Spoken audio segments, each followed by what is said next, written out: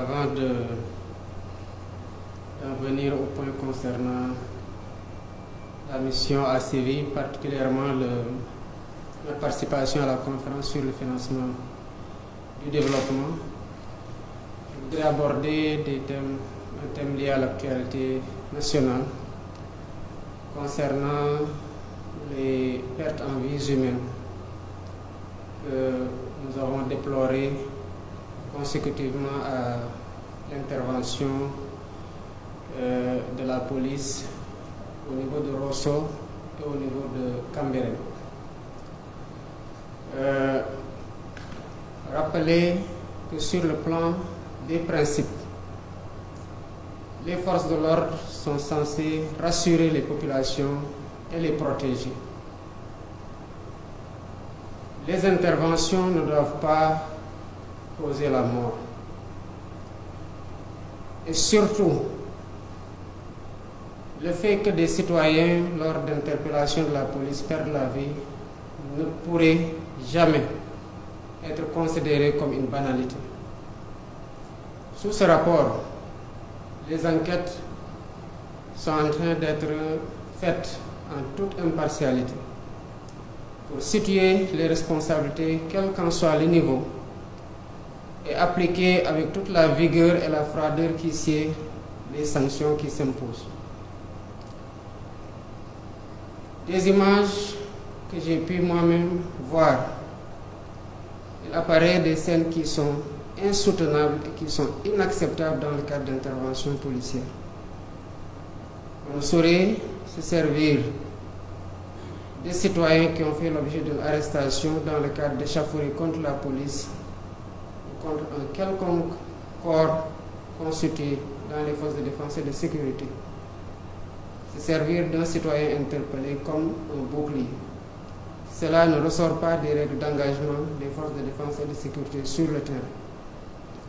J'engage donc le ministre de l'Intérieur, le directeur général de la police, pour m'en tenir au cas présent, à mener avec diligence les enquêtes, à situer les responsabilités et à soumettre un rapport circonstancié.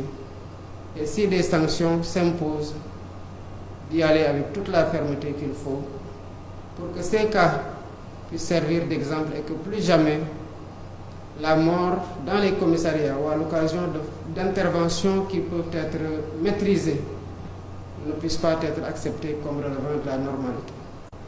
Revenant sur le point de la conférence sur le financement du développement, nous y avons participé et avons défendu la position constante du Sénégal pour ce qui concerne d'abord la promotion d'un multilatéralisme inclusif, qui seul doit être le cadre d'action dans le respect du droit international pour une paix et une sécurité mondiale, sans laquelle il ne peut y avoir de développement. L'humanité, nous l'avons soutenue, ne peut tomber dans l'amnésie et laisser les vieux démons qui ont engendré la guerre dans des périodes sombres de notre histoire prendre le dessus. Encore moins accepter que tout ce qui a été bâti sur des décennies et des décennies, au prix d'efforts soutenus, quel qu'en soit le lieu, ne puisse être détruit par la guerre du jour au lendemain et que cela ne puisse faire l'objet d'une dénonciation collective et d'un retour à l'ordre mondial légal. Sur le plan de la dette, la position du Sénégal reste constante et nous l'avons défendue. Les conditions dans lesquelles les pays les moins avancés ou les pays en développement, comme on l'appelle aujourd'hui, s'endettent, ne s'accommodent pas d'un financement des priorités, puisque derrière tout ce qui est amassé en termes de ressources intérieures, y compris même souvent les ressources qui sont acquises par la voie de l'endettement, servent souvent en priorité pour garder la crédibilité de la signature du pays, à financer, à rembourser en priorité cette dette et les intérêts de la dette, au lieu de financer les secteurs clés, à savoir la santé, l'éducation et la promotion de l'emploi des jeunes et l'autonomisation des femmes. Ce discours a été le nôtre à Séville. Il le restera de façon constante tant que la voix du Sénégal portera, et elle portera encore plus haut, Inch'Allah.